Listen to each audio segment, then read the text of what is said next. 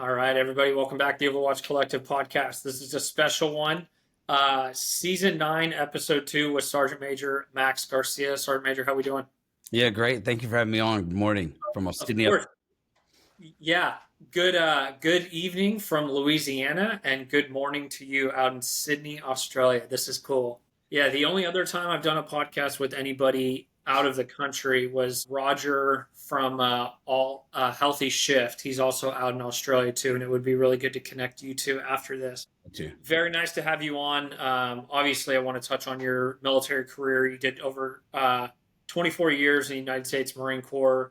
Got married to an Australian lady. Now you're out there with a kid, doing motivational speaking. So I'm excited to get into this, learn a little bit about your Marine Corps career, and then talk about some mental health aspects and some life coaching that you're able to do. Before I have you do a quick little introduction, just going to announce that we're about $292,000 spent in therapy costs for our first responder and military community right now, with just over 2,800 therapy sessions, either fully covered or financially assisted. So we appreciate the support, the donations.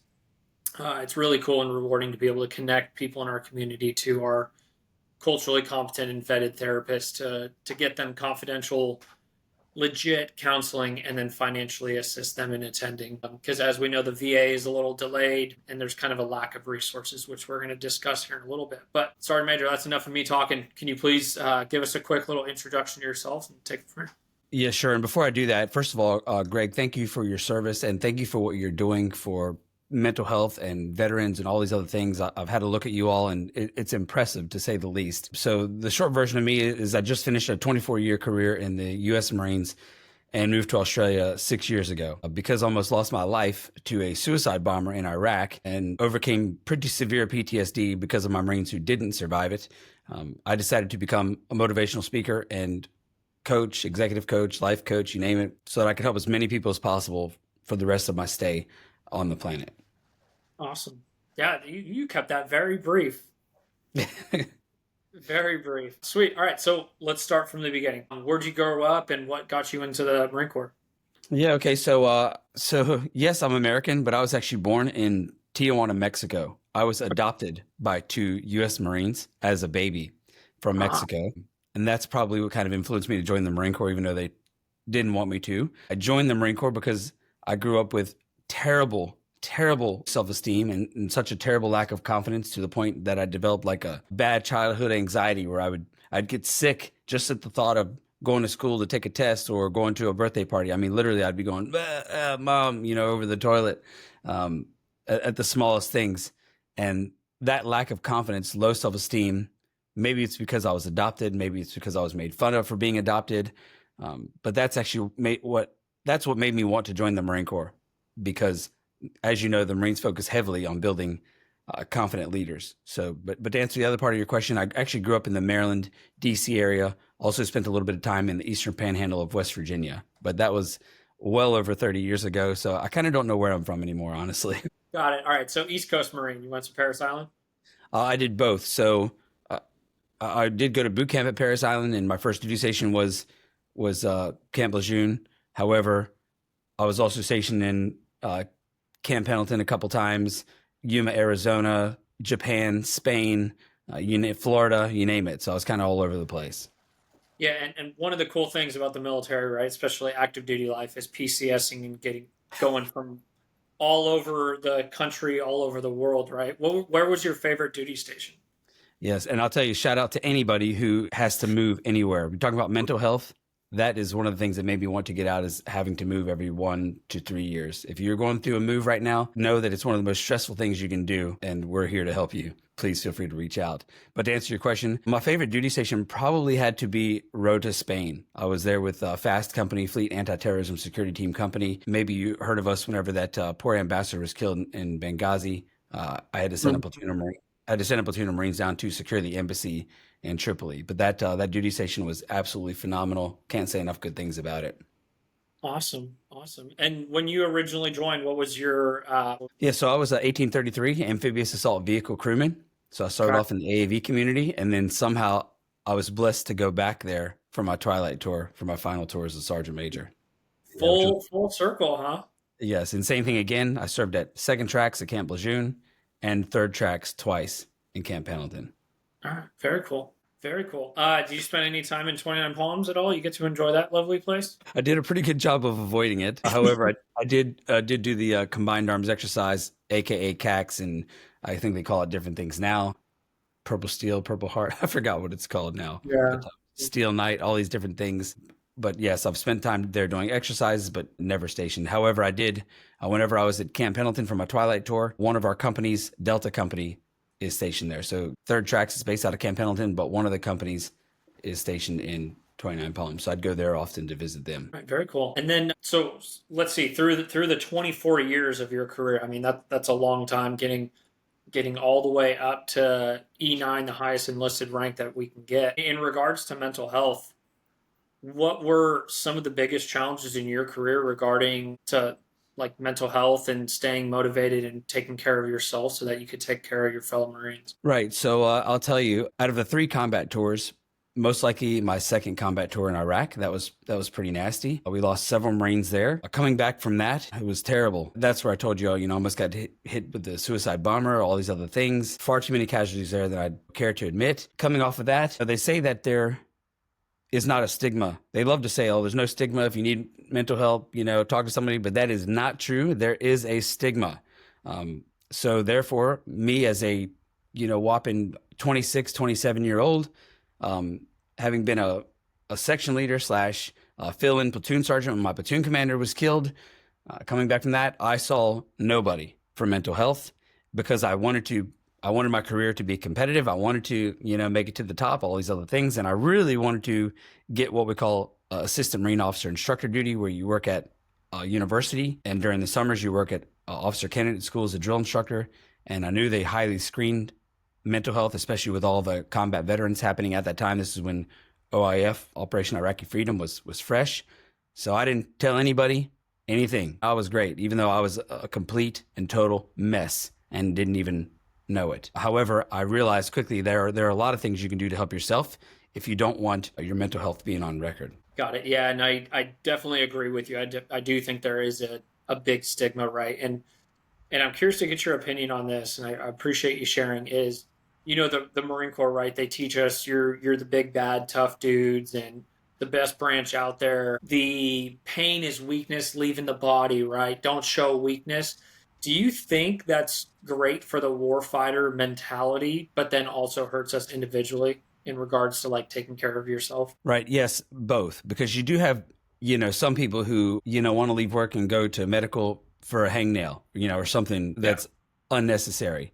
And then the other problem too is that, and this is a good thing and bad thing, we preach, taking care of each other, being there for each other, dependability, things like that. And I don't think out of all the units I served with, I don't think I've ever been to one unit where we're overly manned. We just have too many people. We can afford to send Marines, day off or to school. It's always a strain. It's always a personnel strain. I don't know what it is with the Marine Corps, but we are always straining, struggling with not enough people. So you feel extremely guilty to take time off, even to go to, a dentist appointment. To look after yourself in any way. And this was extremely difficult as a sergeant major getting ready to retire, because now a whole battalion of people is depending on you. And so anyway, to answer your question, I love the ethos of the Marine Corps. I love the leadership traits, especially dependability, looking after your Marines, knowing their welfare. I love that stuff. However, we preach that so much that we do massively neglect self-care until it's too late. Yeah, and what are some things that you would recommend for the people that are listening to this, right? Like the last thing that we want is waiting for a Marine to hit 20 years and put in 20 years of great service to this country in the United States Marine Corps and then retire and then boom, the loss of identity. They're not waking up at 05 to PT with the crew anymore. You're out of the uniform and then it kind of hits you, right? One of the big things that we see is the service members adjusting back to civilian life or adjusting to just retiring. So what are some recommendations that you have? Yep. So I just made a couple notes. I'll tell you. So first of all, if you're active duty, if you're active duty, I'll tell you this, and you're a careerist. If you're short termer, serving 4 years, chances are you went in at 18, you're getting out 21, 22, where you're still ultra young, fiery, kind of like you, Greg. You seem pretty young yourself, brother. I don't Oh, know. thank I'm you. actually My doing back the, doesn't feel that way. what's that? My back does not feel that way.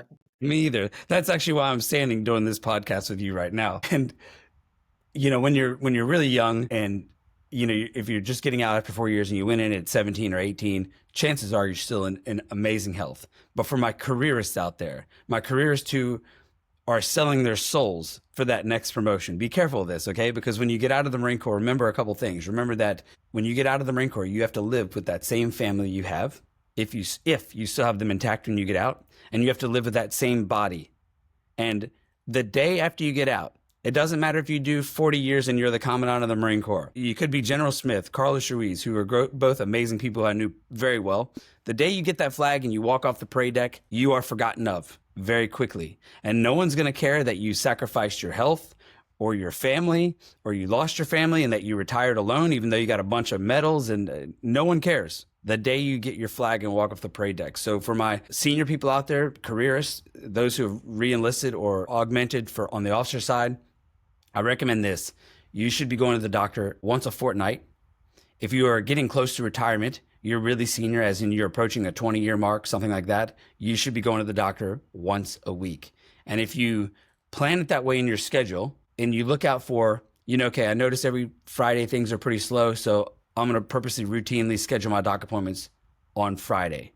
Or when the other thing is that if you have a day off, but the medical's still open, you could schedule multiple appointments that day. The point is that schedule it right, get the routine down. And the other thing is that we also have times where we have to go to medical to get shots, to get our records updated, and everybody belly aches about it. But whenever you go to get your shot, while you're there, make it a point to get a few other things taken care of. Make it a point, hey, doc, by the way, while I'm getting this shot, my back is bugging me, or this elbow is bugging me. What do you recommend? So not only is it then documented, but they're also going to get some solutions happening. Double down, think time management. And then the last thing, Greg, I'll mention is that on the mental health side, especially, work on your own self-development, everyone. What really helped me get through terrible PTSD that I didn't even know I had really is I started getting into meditation, hypnosis, all these different things. Believe it or not, we're even working on my own psychic ability, because when you understand yourself on a deeper level and you open up your intuition, you become mentally stronger. If you don't work on your self-development, when you come across a crisis or something happens, which is common, I mean, really, saying you're in the middle of a crisis is kind of like saying you have a car. Everyone Yep. has one. Everyone has one. But if you don't work on your own personal self-development, if you're not listening to those podcasts or whatever it is that does it for you, that not only inspires you, but also trains you how to overcome or accomplish whatever you want. If you're not doing that, then when the crisis hits, which is often, or the problems hit, you'll quickly crumble. You won't have the resilience about you. So I highly recommend everyone work on your own self-development. Got it. So from your experience of being sergeant major, high enlisted, right? You're in making some big decisions, right? And I'm curious with like where are the boundaries with having a Marine speak about like their own mental health and some of their struggles, right? Because and specifically the Marine Corps, like we don't want and we cannot have people, in my opinion, that are having some severe mental health problems. And a medical discharge may be appropriate, but there could be a Marine that reaches out where you're like, okay, we can work with you to go to therapy to work on yourself. Like, where are some of those boundaries that you think like you kind of know what I'm saying, where it's like, hey, I get it. Like, I want everybody to feel like open, like they can talk and be forthcoming and be honest about the thoughts that they're having or some suicidal ideations. But I feel like at some point we can't have some of those service members in anymore. But then there may be some where it's like, okay, we'll allow you a few months to become operational and make sure you're sound. Yeah, great question, Greg. And I'll tell you, so the key in this situation is the leadership, because the leadership will have to weigh up each decision independently based on the person, the situation, what they're called to do next, what the mission is. But here's the bigger key for key leaders is that, and especially corporate, I talk about this a lot in corporate, engage leadership engage leadership. Can't say enough about it. You should never walk by any of your personnel without having a short chat. Even a short chat, meaning like this, hey, Sally, what'd you get up to this weekend? Just saying that. Notice I said what? I didn't say, how are you? Because then they're just going to go, good, how are you? And that goes nowhere. And there's so many leaders, especially in the military, who are kind of just grouches. Morning, Marines. Hey, morning, Marines. Hey, how y'all doing? Morning. And nobody wants to talk to them. So therefore, they're not going to come talk to them in the first place. Can't say enough about engaged leadership. And I know it can be a bit difficult to have a quick 1-minute chat with everyone you come across. Once you're in charge of, say, I don't know, more than 300 people, then it gets a bit difficult. But up until that, I feel like no excuse for not having a quick chat with everyone you come encounter with. And it is time consuming, but it's time invested. And you get what we call a return on investment. So that's a big thing. And then again, on the leadership side, assuming you have this thing called loyalty and your people are comfortable talking to you and telling you the truth about what's going on, then you can weigh it up. John, that your mental health situation, even though you're telling me you're fine, brother, you just lost a spouse, a child, another Marine. And this was me, even in my non-combat tours. So for example, when I was stationed in Okinawa, Japan, we lost 4 Marines in a very short 8-month time period, all non-combat related, one of which was suicide. Or no, sorry, 2 of which were suicide. So in those situations, again, the leader has to weigh up, how stable are they? Their previous history. Is this a double whammy? Are they going through a PCS or a divorce along with whatever happened that sparked their mental health? And then sometimes you might have to ground them and they don't go anywhere. And you can also, depending on the severity or non-severity of the situation, there's a lot of anonymous services out there. There are a ton of people out there, just like yourself, Greg, doing great things, wanting to help people. There are anonymous meetings around mental health that people can attend that a leader could point them to. Okay, I tell you what, brother, I understand you don't want this to go on record. I understand. So this is what I'm going to do for you. I'm going to orient you in the direction of this anonymous. You try this, but then I need you to be honest and come back and let me know how you're doing, how you're feeling, and then observe. I'm just saying that there's more than one solution to just flick them to the doc, or more than one solution to just let them run wild and do whatever. Because the tendency is just, okay, send them to the doc. Doc deals with it, rather than having the conversation. You got to have the uncomfortable conversation. Yeah, and I think specifically like talking about Marines, but like you want to be the hard charger, right? You don't want to be the one that like hurts their knee and is like, oh, I got to go to medical, and because people talk, right? You're all fucking light duty, all this stuff. Like we were in 29 Palms. We were getting ready to go to Japan for a unit deployment program, and we were doing buddy rushes on like 410 Alpha, one of those ranges out there, and we were prepping for the ITX. It was like 30 days out in the field where they like swear you so that you can go overseas essentially, right? And we're doing buddy rushes, and I get up and I go to take my first step, and I put all my weight on my left leg and like full battle rattle, and my left knee popped. So I tore my meniscus and like messed up my knee. But like, you get so many people that don't even want to go to medical to get checked out, right? You suppress the injuries because you don't want to miss time. You don't want people to look at you in a negative way, right? And those are physical injuries that a lot of people can see.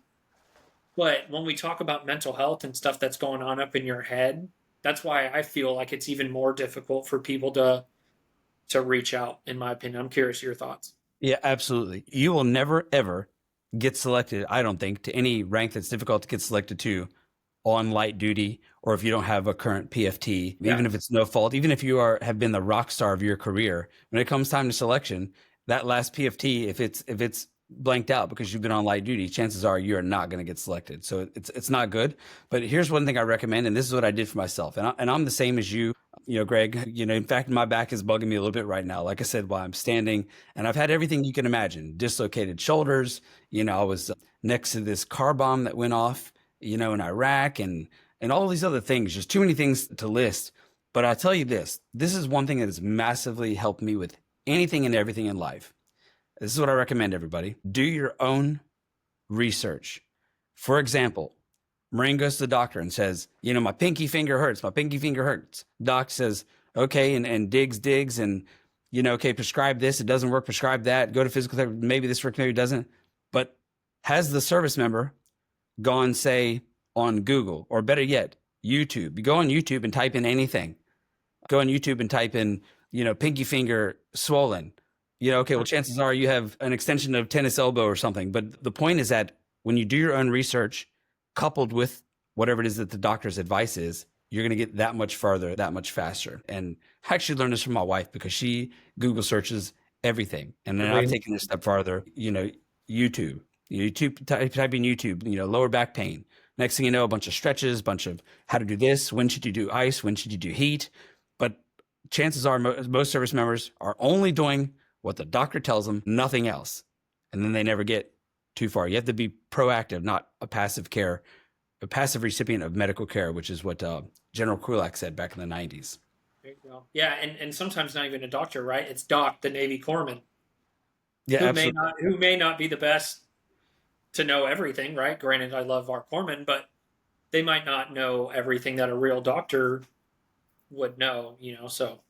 And sometimes they can even do better for you because they might have the time to do a little bit more research. And some of those corpsmen are on point in their own personal self-development. They've read the books. They're self-educating. A lot of them give great solutions because part of the other challenge when it comes to a doctor, especially a military doctor, they have so many people to see. They're in and out. They only have a few minutes with you to make a snap decision on what to do. So that's why I recommend your own research.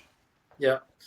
Yeah, no, I like it. I think that's a good tip. And when we talk about doing your own research, kind of transitioning into the mental health and the suicide awareness, um, how important is it for Marines and other service members to do their own research in taking care of themselves, not just physically, but mentally as well, to work on the post traumatic stress, right? Like everybody always says, you want to work on yourself to take some of the rocks out of your rucksack. So the time your 20-year career is done, that your rucksack's not full and you're about to break, And I think some of that can help with the amount of suicides that we're seeing. So curious to Yeah, get your. yeah, for sure. And here's one thing I say. Okay, when it comes to self-development, here's one thing I highly recommend. I recommend this movie called The Secret. Have you ever seen this movie, Greg, called The Secret? This is just one example of a great starter for self-development for anyone. This movie, The Secret, is written by an Australian person. It was a book first. It is absolutely phenomenal. I cannot say enough great things about it. I actually believe in this movie called The Secret so much that I actually wrote a book with one of the people who were in the movie. So I wrote this book right before I got out of the Marine Corps with this guy named Joe Vitale, who is in The Secret. And anyways, back onto your own self-development. Things like this, the podcast that inspires you, listening to Tony Robbins, whatever it is that does it for you. I want you all out there to keep your inspirational gas tank full, if I can use that as a metaphor. Because when your inspirational gas tank is full, you can take a hit.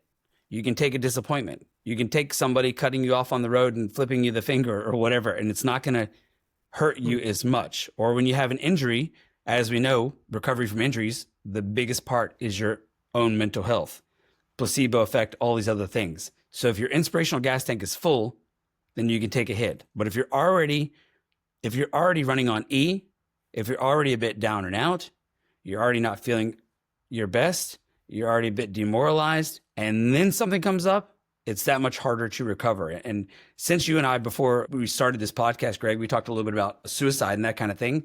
Part of the problem around suicide is that suicide awareness focuses heavily on suicide, which attracts more suicide. It doesn't focus on the solution, which is self-development, learning how to become resilient, learning how to set goals that you not only can accomplish, but that you do accomplish so that you stay focused and refuse to buckle or get knocked down for anything or anybody. Yeah, no, I appreciate you explaining that. And I'm curious, what do you think that the Marine Corps and all the other branches could be doing to improve the stigma, right? To improve the amount of resources so we're seeing less death by suicides. Yeah, absolutely. Great question. I tell you what, one thing is bring me and let me be in charge of the Yeah.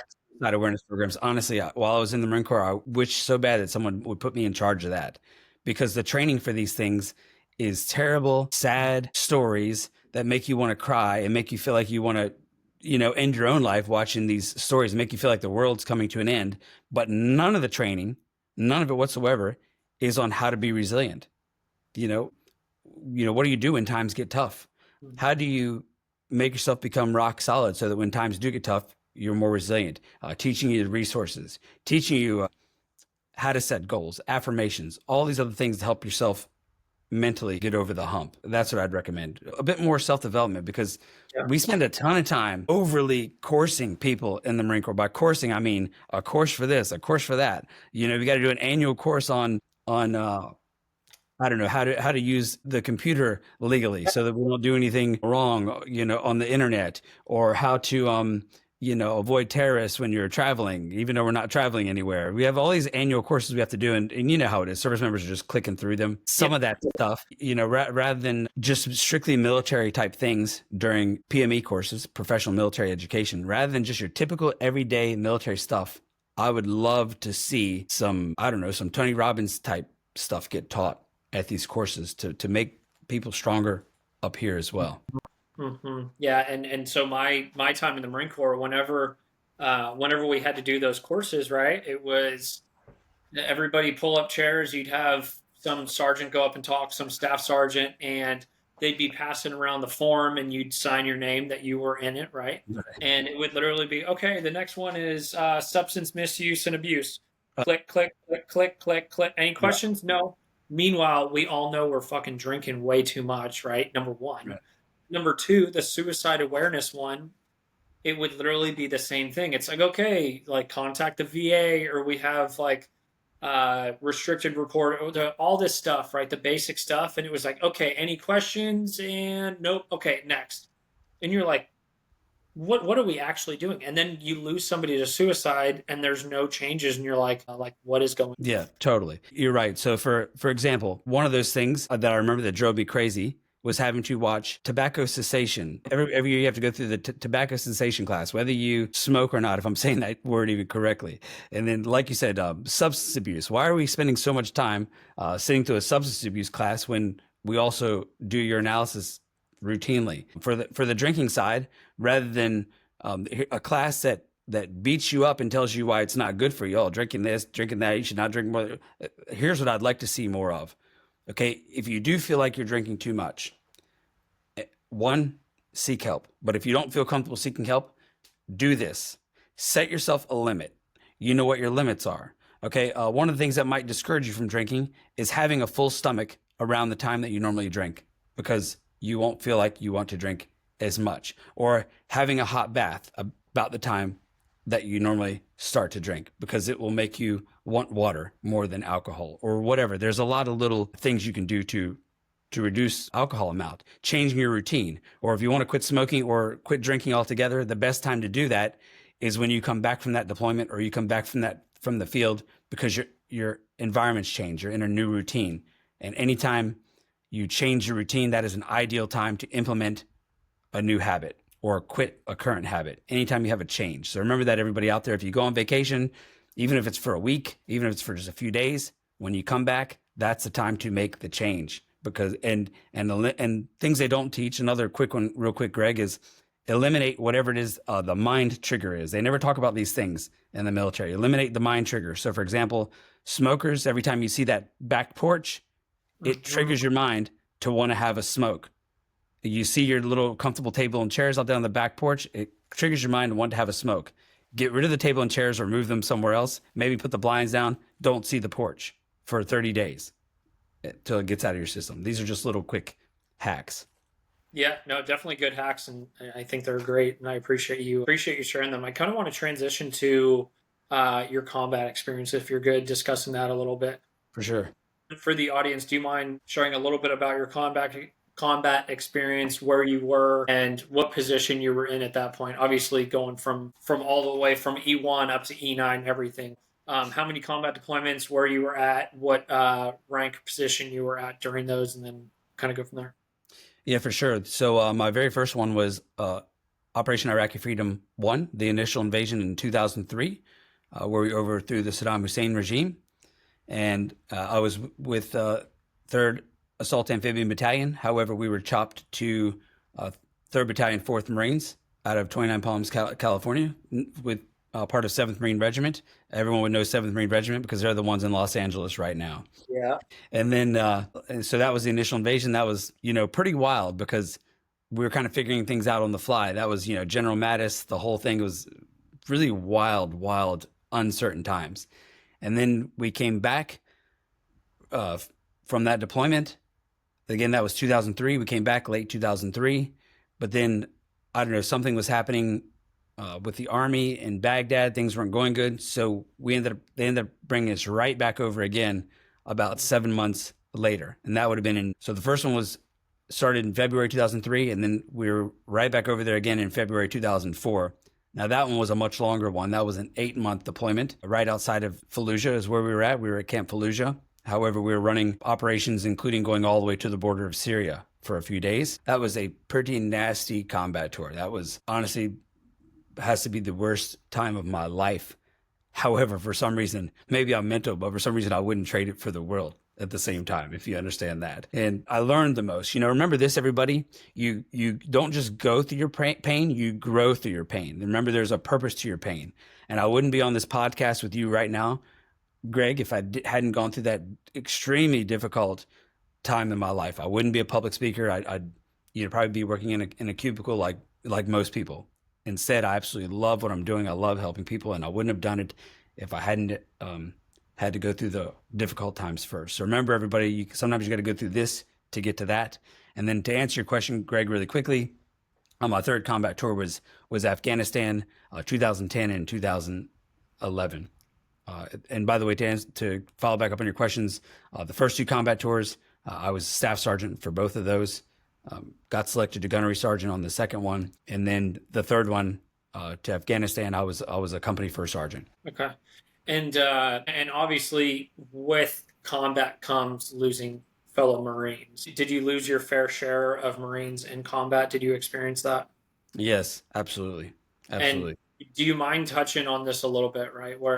Um, where it affects the fellow Marines in the squad, in the platoon, but you kind of have to compartmentalize it and keep pushing. And then, like, did they get a chance to kind of work through that together later on, or was it kind of situation dependent? Do you mind just elaborating on losing fellow Marines in combat? Right. So I'll say, so now think back to 2003, 2004, early Iraq time.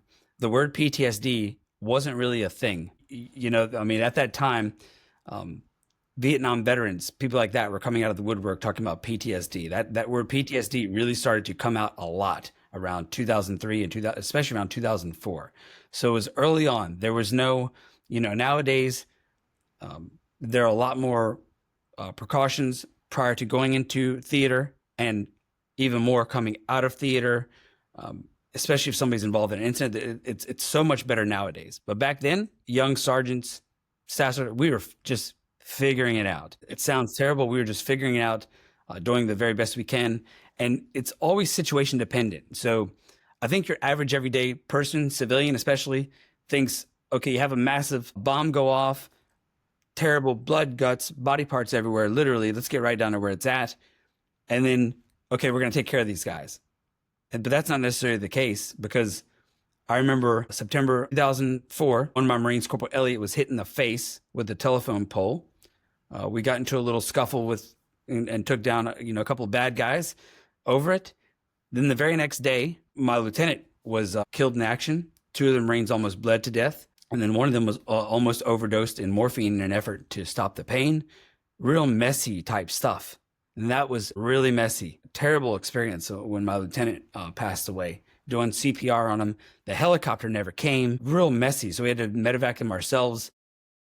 Driving dangerous speeds while I'm in the back of the Humvee doing CPR on my lieutenant. Real messy stuff.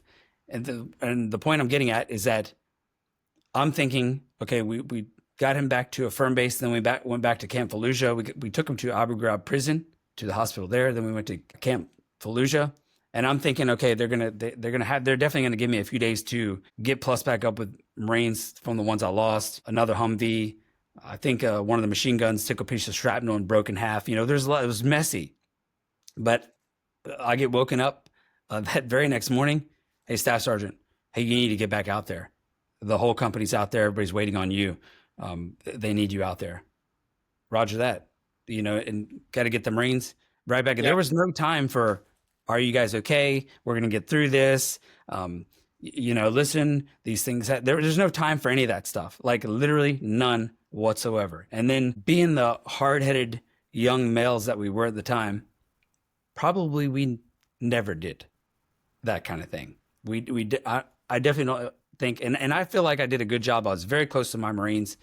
We talked a lot, but there's no kind of rhythm to it, no kind of procedure, no kind of, and I can tell you this, the real senior Marines sounds terrible, but they were, sometimes they're kind of like on another planet.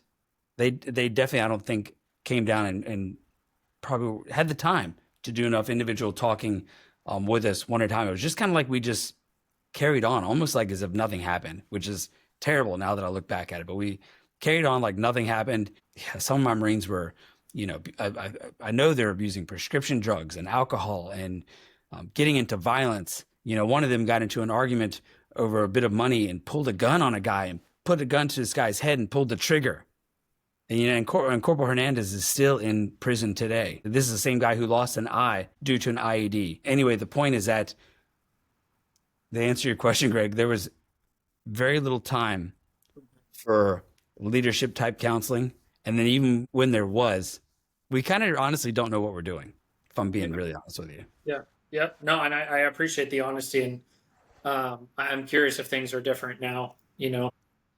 I would think much better because, Yeah. like you said, you made a point earlier where you got all this training where you have to get Amis Damas qualified to go on deployment. Well, some of that training now is also a little bit around mental health before and post deployment.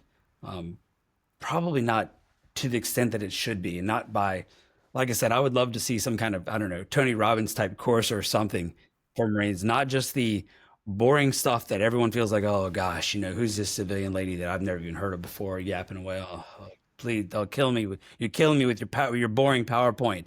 I'd love to Yep. see something more than the boring PowerPoint that everyone feels like, the death by PowerPoint that everyone feels like they have to sit through. It's not inspiring, exciting type training that people want to do, if that makes sense.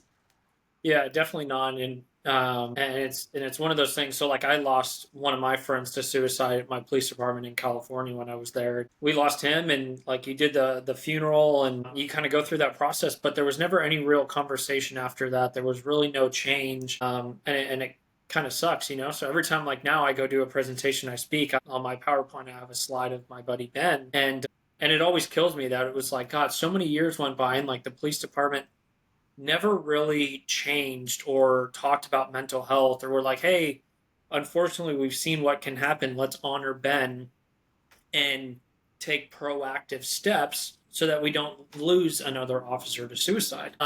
And I feel like in some ways it's kind of the same way with the military too. And I'm curious, you mentioned that there were, I think you said it was 2 Marines in Okinawa that died by suicide. And I'm sure, unfortunately, amongst your 24 years, there were a few other Marines that who have died by suicide, especially being like company guns and sergeant. Like, talk to me through about like the impact that a death by suicide of a Marine has in the company and the higher enlisted.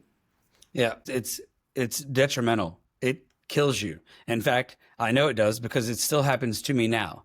So, for example, one of my Marines who was stationed with, a great Marine named Corporal Torres in Okinawa, Japan. Great kid. I was stationed with him in Okinawa, Japan, and then I ended up being stationed with him my next duty station for my Twilight tour at Third Tracks. Great kid. So I really got to know this guy because we had history twice together. Now, even though he was a young guy, Lance Corporal, and here I am, an old dog about to retire after 24 years. This guy's finishing 4 years. I'm finishing 24 years. But I knew this guy. And then at home, here in Australia, a few years later, and all of a sudden I see on Facebook that this guy's, offed himself. Absolutely kills me. Still kills me this day. Since I've been here in Australia, I've also heard of even one of my recruits, a good recruit from whenever I was a drill instructor, clear back in 2000 to 2002 or 2000 to 2003. One of my recruits committed suicide. And this is a kid who, you have that kind of powerhouse recruit who's just kind of there all the time. And, with 4 good recruits at boot camp, you can conquer the world with 4 good Yeah. recruits. Yeah. He was one of those kind of kids. So when I Yeah. heard he committed suicide, I'm like, geez, man, why? And here's the part that kills the senior leaders, or really probably anybody, is that in trauma, we often beat ourselves up for what we did or didn't do, even if we had zero control over the situation whatsoever.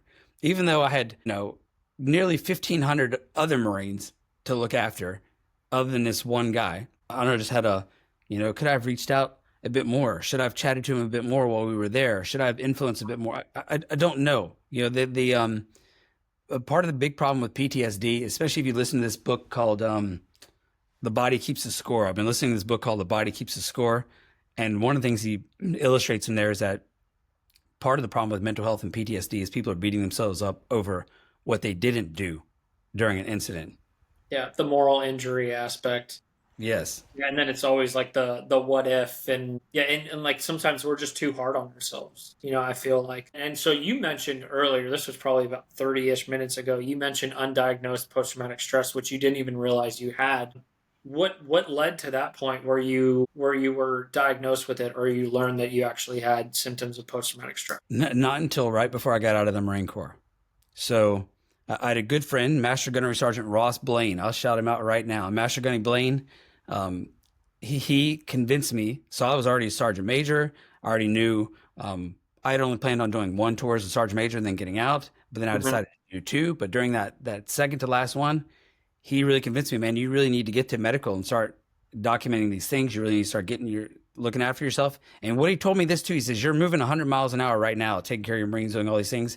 But when you get out and things slow down and you have some time to think, it's kind of like if you've ever, at least for me personally, every year while I was in the Marine Corps, I don't know why this happened.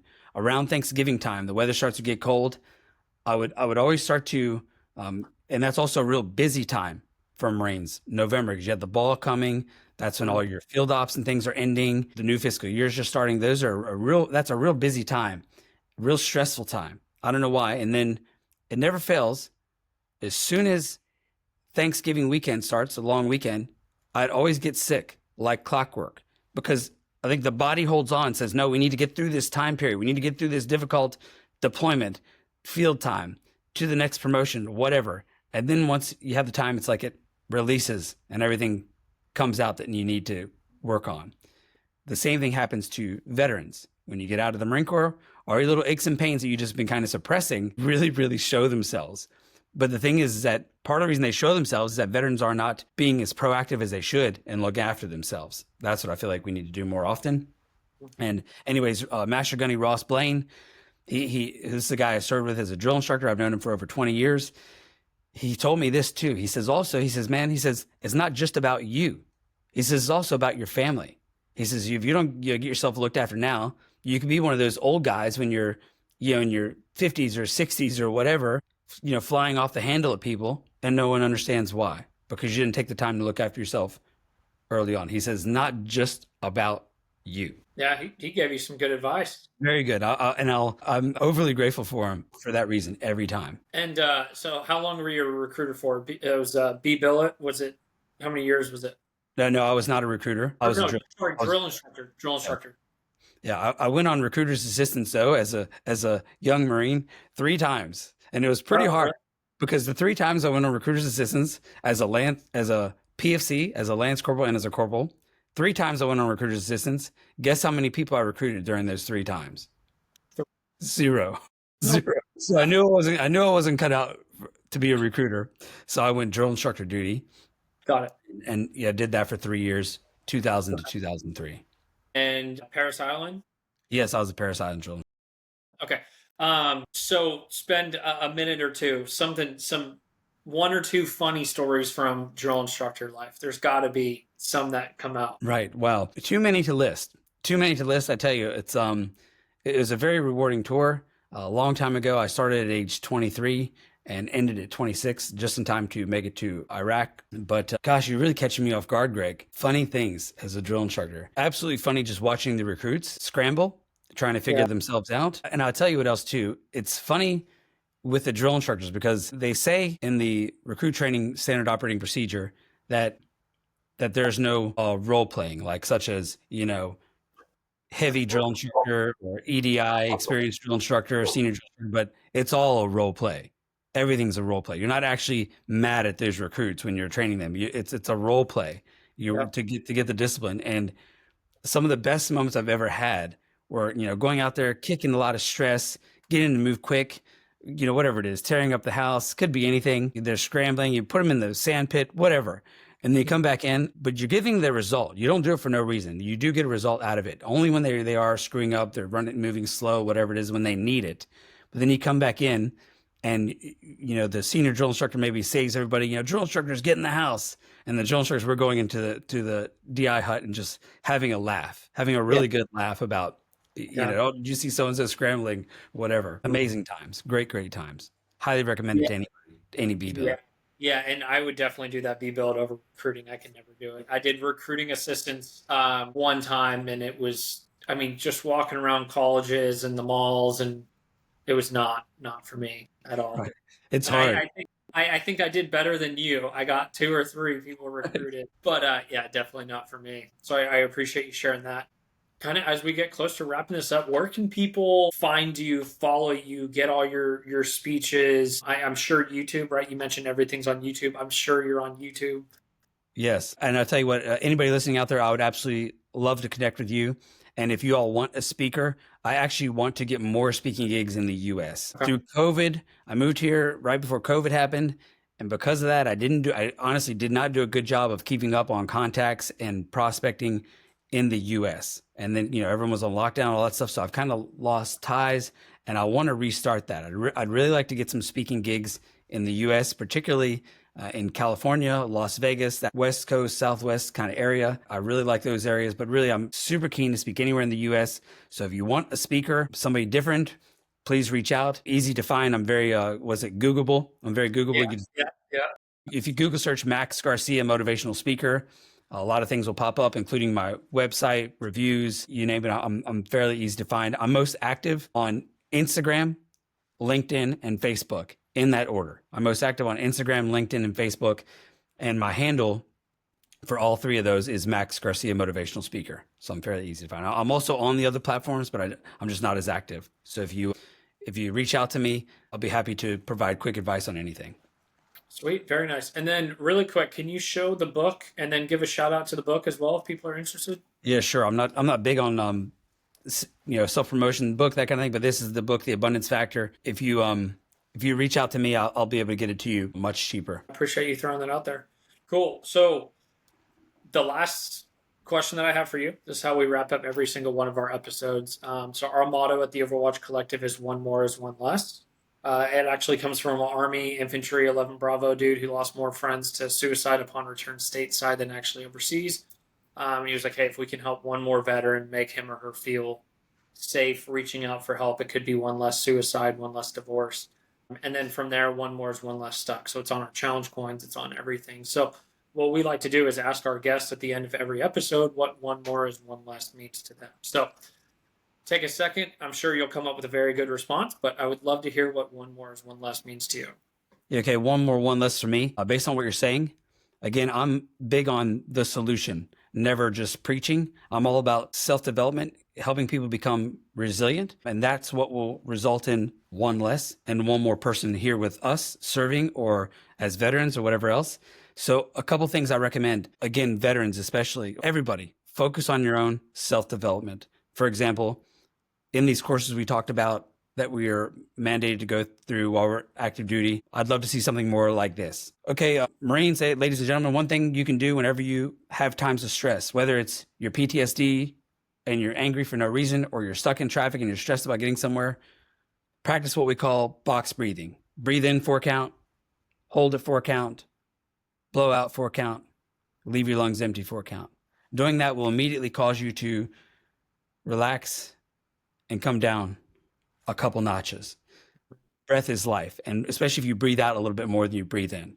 Again, this is just one thing. Another thing I'll tell you this is be very, very mindful, everyone. This is going to help also one less than one more, Greg. Be very, very mindful, everybody, about how you talk to yourself. We all talk to ourselves, whether we like to admit it or not, we all talk to ourselves.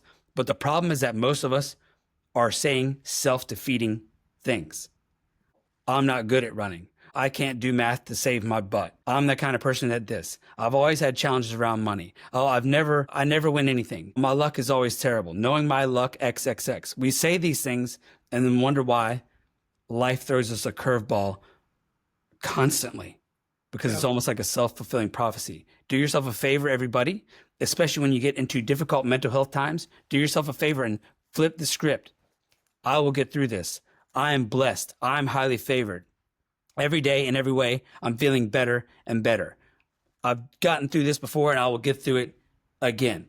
I'm strong. I'm powerful. God is with me. God is helping me. Whatever it is. These are positive affirmations, by the way. And the more enthusiasm you put into them, the more of a result you will get. Every day in every way, I'm feeling better and better. Every day in every way, I'm getting healthier and wealthier, or whatever it is. Every day in every way, my marriage is getting better and better. Every day in every way, my relationship with my daughter is getting closer and closer. These are positive affirmations. If you do them, it will make a massive, instant difference in your life starting that day. Now, I realize if you live with someone, you may or may not be able to do that as easily. For that reason, I'll offer something up, Greg, to all your listeners. If anyone stalks me on Instagram, LinkedIn, or Facebook, send me a message. I'll send you something for free.